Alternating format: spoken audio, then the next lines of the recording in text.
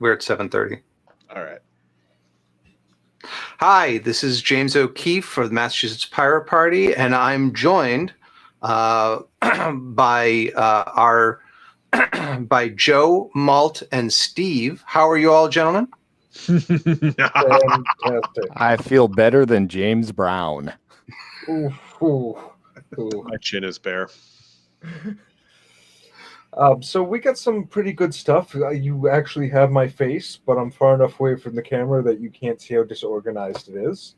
And we've got some good ones for us to really go over tonight. Some things better than others. Definitely wanted to start off with Parler, though, right, gentlemen? And that wonderful fiasco that is. And all the social media out there. Yes. Well, let's start where we left off. Where we left off was last week, and Amazon had given Parler an ultimatum: comply with our terms of service, or we will be shutting you down at, 11:59 last Sunday night. And you come on Monday morning, and Parler is not around. So I haven't had a chance to read Parler. Parler took Amazon to court over this. I haven't had a chance to read Parler's filing, but I have read Amazon's response to it. And they basically go into details about, these are our terms of service. Here's what people have been posting on Parler. We've been warning Parler about this for months, and now we finally felt like compelled to do something about it. So there's, this is not a free speech issue as far as I'm concerned. This is a hosting company having a set of terms of service, a customer of that hosting company giving the hosting company kind of like the big middle finger when it comes to adhering to the terms of service, and the hosting company finally, kind of threw down on them. Yeah, pretty much. This is like Republicans and the right wing have been arguing that the internet is like a privately owned network and should not be regulated like public space, and it's finally bit them in the ass. Like, this is the end result of the policies they fought for. They suck. We told you they sucked. Yeah, and I'm kind of one of the things that's starting to come up again is the desire to strip out Section 230 protections. So Section 230 is, I don't even remember what law it is, but I mean, it's a 90s era law that in order to encourage growth of the CDA. internet. Yeah, Communications Decency Act. Right. Okay. Thank you for that. Yeah, But, no in order to encourage growth of the internet, it basically, made the hosting services not responsible for what their users posted. But if there was some sort of complaint or violation of law, the hosting company had to do something about it within a reasonable amount of time. I'm pretty sure that's basically how it works. I'm rather scared to think what social media would look like if Section 230 went away. I mean, because you're basically saying that now Joe user can go on Twitter and tweet, and if Twitter is basically not responsible for what that user says until someone complains about it. Now, if you suddenly make Twitter responsible, I think that changes the whole nature of the business model completely, where, in order to protect themselves, signing up is going to be like, yeah, show us your driver's license, 3 forms of identification, and post $1,000 bond for the first time you get sued. It's just, or even just having something like YouTube's 3 strikes, you're out copyright law. I mean, literally, it's why would they even want to take the risk if people are concerned about censorship in Facebook or Twitter or wherever? Well, you ain't seen nothing yet if you get rid of Section 230. Mm-hmm. Or here's a horrible idea: they start selling insurance for it. Or, well, capitalists make money then. That is deeply dystopian. And or you could just hire people to like write stuff, as in writers. Yeah, I don't know how we can balance everything because like social media is an incredible tool for broadcasting. But one of the reasons that traditional broadcasting is so heavily regulated is to prevent fascist uprisings from storming the Capitol building. So, Well, how do you have a website which is both like, a collection of friends posting jokes about their lunch and also the main focus for a presidential elections communications team? Well, I think you said it right there. The problem, website, a single website that people go to, rather than have, interoperability between Twitter and Facebook. I can go to whatever platform, or someone can host their own instance, like in Mastodon or PeerTube or something like that. Instead, what we have is a company owns everything. And if we have something that's more decentralized, then you could do in Mastodon where, I don't want to see Donald Trump, so the server he's on, we just don't communicate with that. And if the right wing wants to see that, well, they can. And then that way it's not tied down to a small number of corporations. Well, that, and what do you think the social media impact would be if one of those goes down right now? It would be huge. Like if Google went down, or if or Signal went down, or Signal, which just happened, unfortunately. Yeah. I mean, Gmail has had outages periodically. I think Slack had a major one not too long ago. I mean, it's kind of like the electricity going out. That's basically what it boils down to. Yeah, I mean, all the schools are tied into Google, and when that went down, everybody couldn't do any of their homework because everything's on some database in the cloud. So, right, but if it's easy enough to spin up your own instance and they're all federated, then if other instances go down, you can still, your school's video chat can still work, or your town's text messaging service, or whatever, not that text, but like Twitter-like service doesn't go away just because some servers got taken down somewhere. So and also, this should be something for everyone. People can't, hack your site because all of the data theoretically is encrypted potentially, or at least is distributed. So if one node goes down, then not all go down. Speaking of hacking, Parler got hacked, right? I was just going to say, speaking of hacking, well, it wasn't really so much hack as in, I believe it was one individual who does archivist kind of work, basically scraped the entire site, and made it built a Docker image out of it and put it online for people to examine, and I guess it'll make its way into the Internet Archive eventually. Bellingcat has been archiving a lot of stuff as well. Mm-hmm. What was the user's name? So the download tool was spun up by a Twitter user under the account name donk_nb, which is an incredible username. This is a great day for non-binary representation. So thank you, DonkNB, for what you've done. But a lot of posts have been circulating about making like millions of administrator accounts and so on and so forth. But the actual hack happened because Parler had insecure direct object reference. So basically all of the posts on Parler were listed in chronological order, and you just had to push one integer in the URL up one to pull in the next post. So it is super easy to code a tool to that counts. Yeah, just all of them in one go and pull it all down. And there's an interview in Wired with Kenneth Cole, the co-director of the Open Crypto Audit Project, who it's just a straight sequence, which is mind-numbing to me, says White.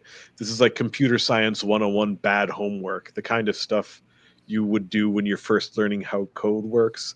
I wouldn't even call it a rookie mistake, because you would never want to write something like this. And this has been done before. I remember. I mean, these days, Andrew Auerheimer is, I guess, known for his work with like some Nazi organization. But the way the world found out about Andrew Auerheimer was, by, AT&T's registration of iPhones, was it? But basically, it was he realized that, hey, there's a registration URL, and you put in this identifier, and the identifiers are sequential. So if I just keep fetching each one of these, I can find out anyone who's bought an iPhone and get their, name and address, basically. Even the very first CERT, Computer Incidents Response Team course I took in the early noughties talked about, don't do this. We've got to find a different term than naughties. We can't. I refuse. I'm sorry. Audis? Thank you. So the thing that blows my mind is that the right has all the money. Like the Mercer family funded Parler. Like the pharmaceutical vampire clan funded this shit. They have 30 employees, 30 full-time paid employees, and the site is an unusable trash fire for the vast majority of its time online. Well, 30 employees is, you could get something up quickly that's got, holes and warts and glitches and that sort of thing. 30 people is not a big group for for developing a complex computer system. But is that 30 developers and QA people, or is that 30 employees? That's 30 employees. Yes. So 30 total. So like knowing actual like company dynamics, it's probably like 2 code monkeys, one of whom is like a student intern, and then 28 senior executive vice presidents of I don't know. Bring it up. One of the things I've been, I commented on last week was that, it seemed like this, the attempted coup at the Capitol was, going to generate a mountain of open source intelligence.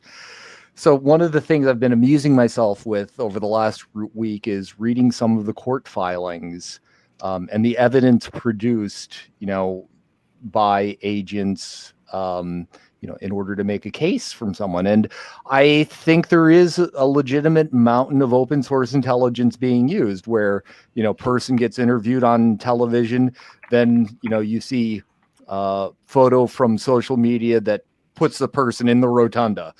And then you see, the person's driver's license, that kind of thing. Or another example is person live streaming what they're doing, what's going on inside the Capitol building, and then they turn around so they can talk to the live stream, and then you have a great face shot.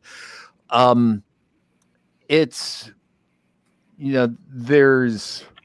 I'm just gobsmacked, man. Flabbergasted. It's a complete, to me, this is like a I guess what it boils down to is the folks who were doing this probably didn't feel there would be much in the way of consequences, and they weren't, all too shy about showing their faces. And did they think that they were going to be immortalized in history as the victors? I think the guy with the horns did. I think he was definitely going for something. With the whole like horn outfit and t-shirtless, he was going. fuck him for getting an organic diet when like Muslims and Jews cannot get one without pork products. Mhm. That's bullshit. I don't know. I thought he was more like, got lost on the way to Burning Man or something. He Turns got out he lost in Burning Man and he ain't found himself yet. found a little history on him. Apparently, he's into theater, which that's what he does He's for in the work. theater. He's from the theater, and he's generally the guy in the background. Not anymore. He's not. So, But I mean, we've seen some folks, and I'm sure people will. So one of you will remember the name of. Literally, they're asking Trump for a pardon because they don't think they did anything wrong. They were just following his orders, and it's just absolutely amazing to me that they do live in a world where they don't have any consequences for what they did. Or at least they don't perceive that there should be consequences for what they did. Well, but in all honesty, we're talking about a group of people who think the world is run by a cabal of pedophiliacs who work out of the basement of a pizza place in Washington, D.C. I mean, they're not wrong in the first part, at least.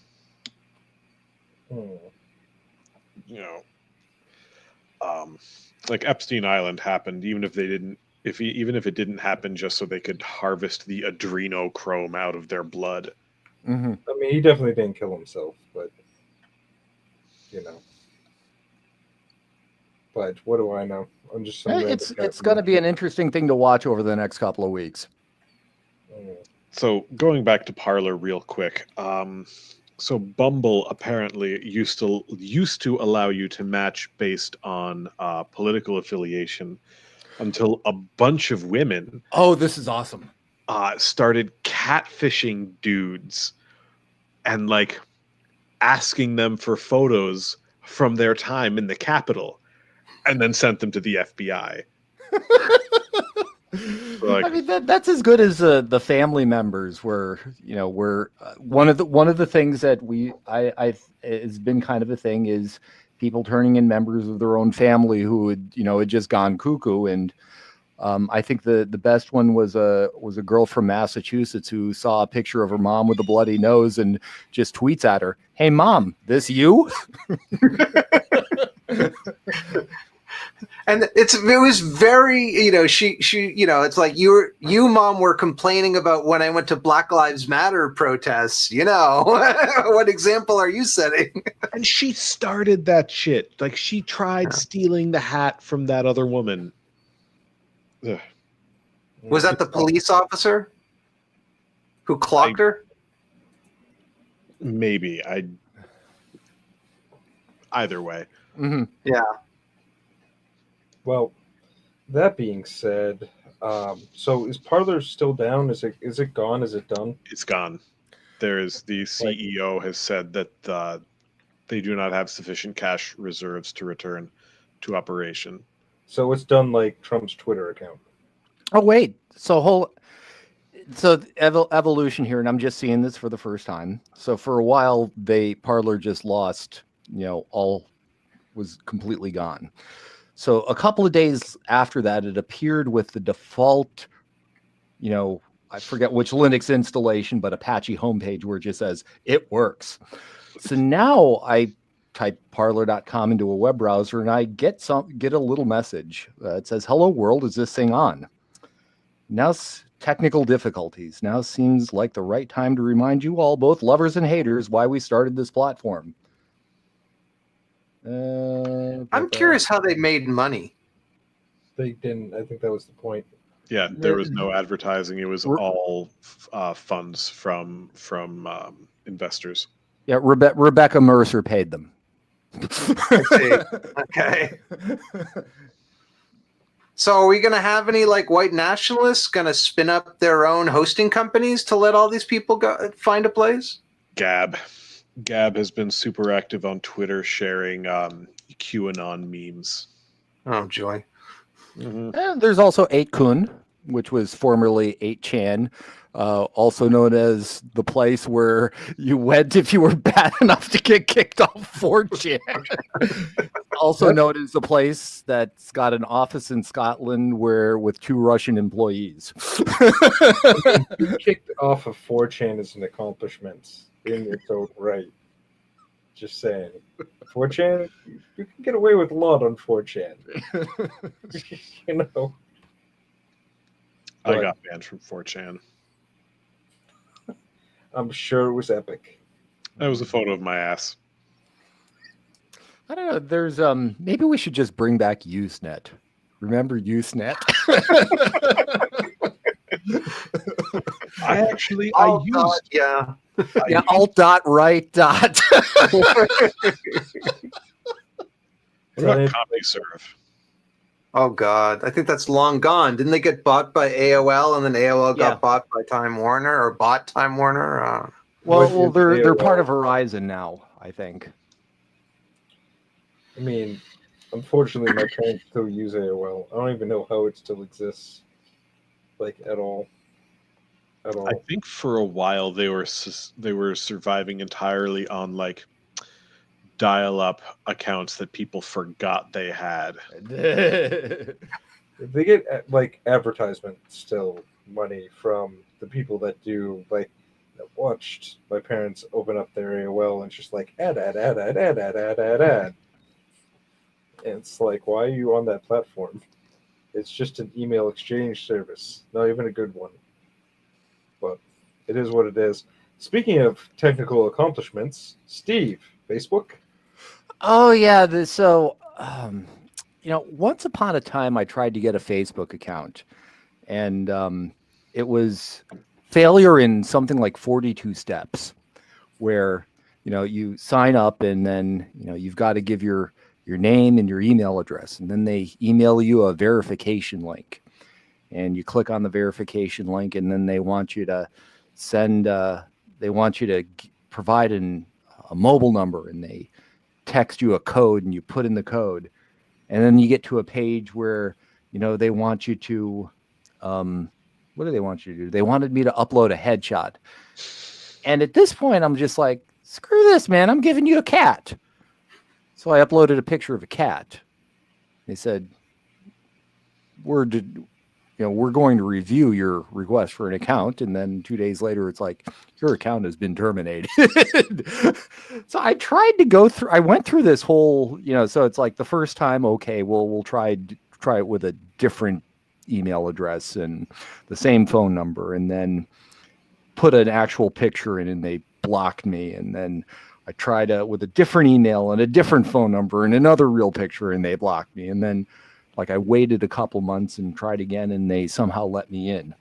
But, I'm kind of tempted to, like that kitty I first posted, I'm tempted to make that my profile picture. Do it. Now that you're in, go ahead and do whatever you want. I mean, you can do a picture of a bottle cap. They're not going to care. So, but yeah, no, that's good that you have Facebook. We can organize now. Yay. Now, going into last week, and this is really why I want to leave it off, there were some questions that we never got to. Do you remember what those were? I mean, the questions were what we thought about, Twitter having the power. If I recall correct, I mean, we've covered some of it when we were talking about media concentration in social media and in, AWS and things like that. But I mean, what was the pirate take on,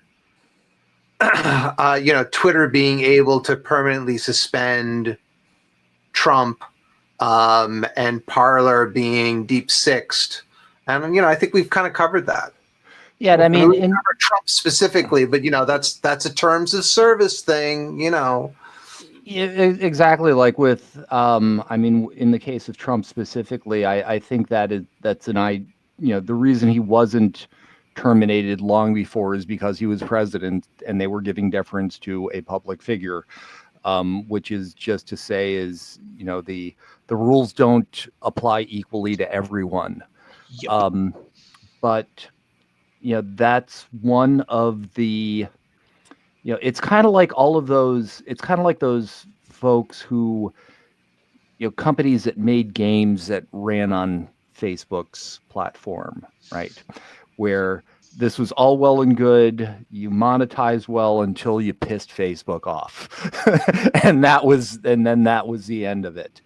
I don't see, in a sense, what you're weighing is like if you want to look at it from like a free speech angle, which it really isn't. It's contractual, but to the extent that we recognize corporations as having First Amendment rights. If you buy that logic, then no, you can't compel Twitter to host somebody because that would violate Twitter's freedom of speech. Now, I mean, I'm arguing this saying this from more of a philosophical point of view. I don't necessarily, I'm not sold on the idea that corporations should have the same rights as natural persons, but there's been a lot of case law to kind of put them in that position. So it's like, ha ha. Well, another way to think about it is, we all have the right to freedom of speech, but we don't have the right to force people to listen to us. Yes.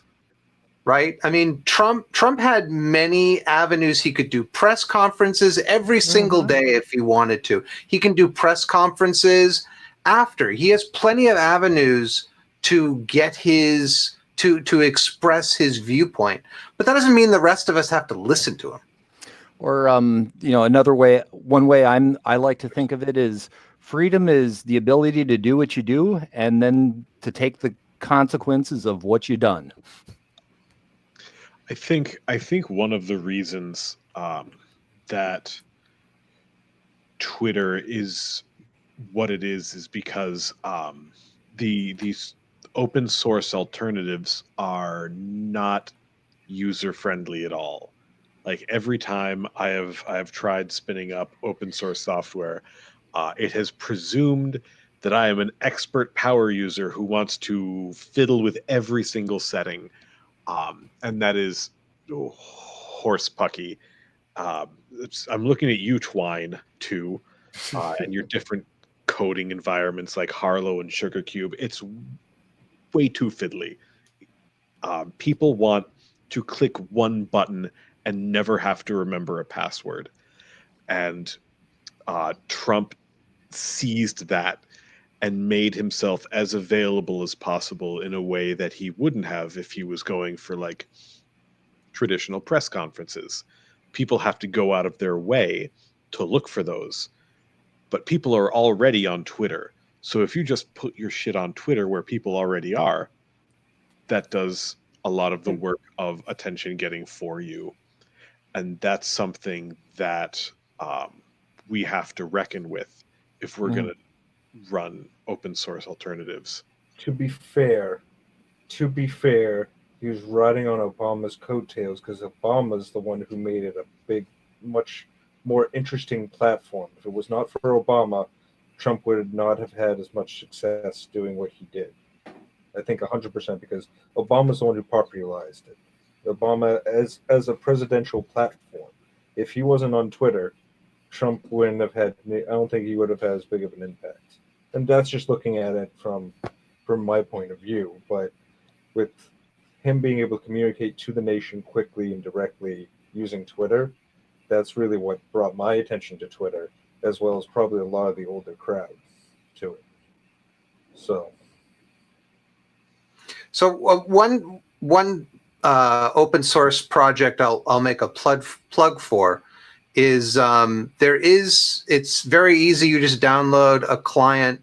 It's called Scuttlebutt, and scuttlebutt.nz, New Zealand, and basically it is a peer-to-peer social, it's a peer-to-peer social network, but it's designed in such a way that you could be on a boat and then you come into port and you download everything that was there and then you go away again and you go sailing on your boat for the next week or something like that, which obviously not many people can do. But still, it's designed in such a way that you can kind of interact with it on your own time, not feel like you have to go in and be there all of the time. But it's consciously designed to give people breaks in between, and so something to take a look at. I want social media to feel like posting on a forum with only 30 other active users, and it's about the anime Tenchi Muyo. That's Scuttlebutt. Maybe without the anime.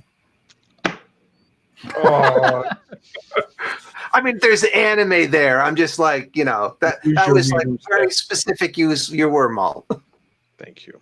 Like, I think if you look inside some of that radiotrophic fungus, you will find anime. Like, that shit predates life. Anyhow. Studio Ghibli for the win. You pronounce it Ghibli. I appreciate it. That's all I really had for this evening. I mean, I know there's a lot going on, but I think a lot of other people cover things well. We're gonna end the stream in the middle of the Ghibli debate. I think it's a good point to end it. I concede it. If we'd been more prepared, we could have sung a sea shanty or something. Oh, We should next time. Just Honestly, we should start doing that instead of Christmas carols. We could just raise money by going out and singing sea shanties. And then people pay us to stop. Specifically, like Gen Z. People will pay me good money to stop ruining their singing. meme. Yeah, Perhaps people- we should begin all of our pirate news with a pirate song or something that we can share, that we can sing in 4-part harmony. We're the pirates who don't do anything. I mean, I'm sure people will pay me $20 to make me leave. Well, that was grim. And on that note, Thank you for tuning into another Pirate News. Yes, thank you very much, and hopefully you enjoyed watching as much as we enjoyed making it. Definitely give us thumbs up, those likes, those shares, and definitely the comments. Please, the comments. We live on the comments. So nobody make fun of me for looking like Paul Blart without a beard. Please. Don't forget, like, share, and subscribe. Thank you all, guys. Take care. all right, I'll see you in a little bit, Jamie, through the web. Bye.